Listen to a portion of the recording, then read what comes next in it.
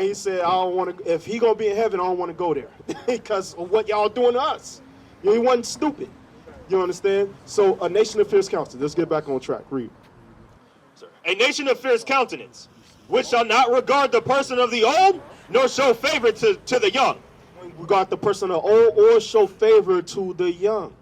Right? So again, let thy seed be blessed. Because God knew that they was going to attack and try to destroy the men. Right? Read. Because they will rape the women. Right? Read. Come on.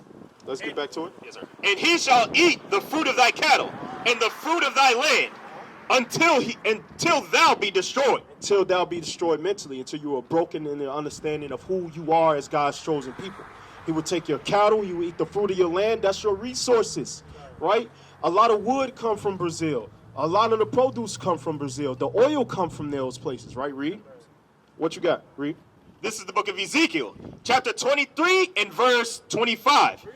And I will set my jealousy against thee, and they shall deal fiercely with thee.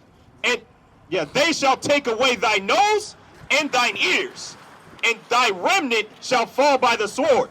Right, so now this is the brutality that the white man used to do to us. They used to, if we didn't come back with enough of the resources, like for example, Congo, all the way on the other side of the world, Congo. What the Dutch would do under Leopold, right?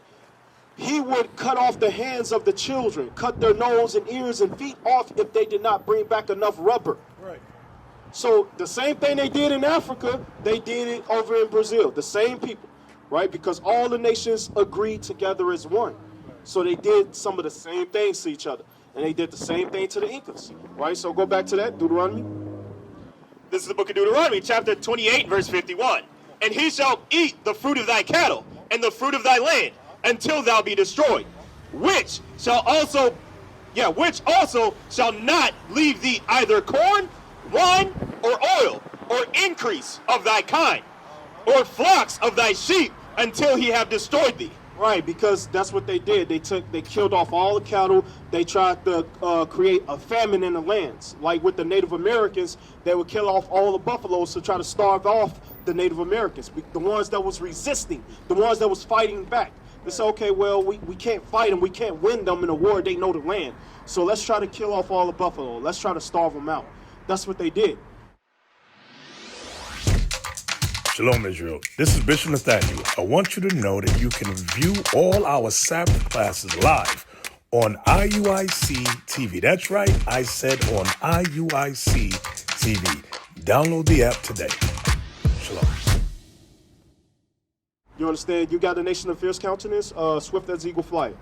That's what I want.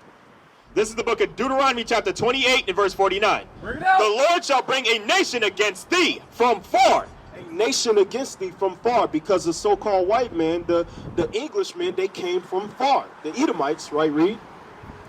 From the end of the earth, as swift as the eagle flieth. They came from one end of the earth all the way to the other end of the earth.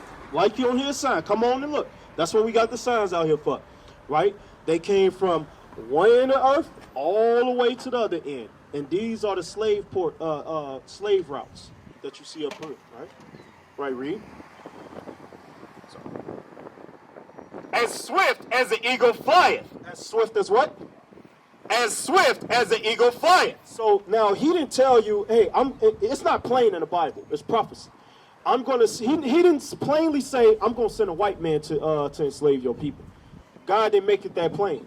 No, he didn't, because only a certain people would hear it and understand it when the prophets rise back up and give a proper understanding of the Bible.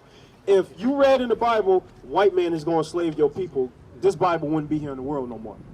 They would have been burnt it up. You understand? But it's written in a parable.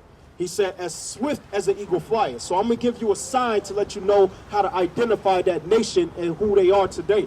As swift as the eagle flieth, right? Look at this. That's the eagle. That's on your American collar. That's on your American dollar. You understand? What nation of people come with that sign? The white people, right? How you doing, Marcus? Right? Listen good. Because we're talking about our history in the Bible. We're identifying the nation that came against us as swift as the eagle flieth, right? Rome got the eagle. France got the eagle. The Dutch, Spain, right?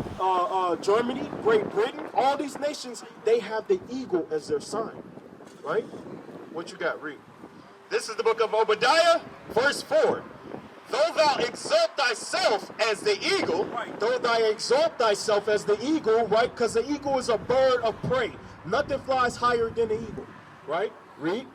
and though thou set thy nest among the stars, Right, so the so-called white man, he believes that he is the highest race in the world, right? And then it says, thou exalt, set thy nest among the stars. That is what? That is when in 69, where they landed on the moon. When they landed on the moon, what did they say? The eagle has landed. The white man has landed. We have put our nest among the stars.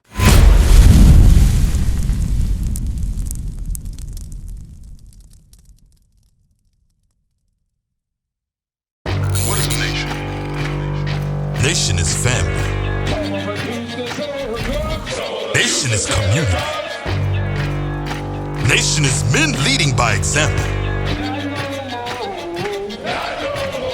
Nation is women's support. Nation is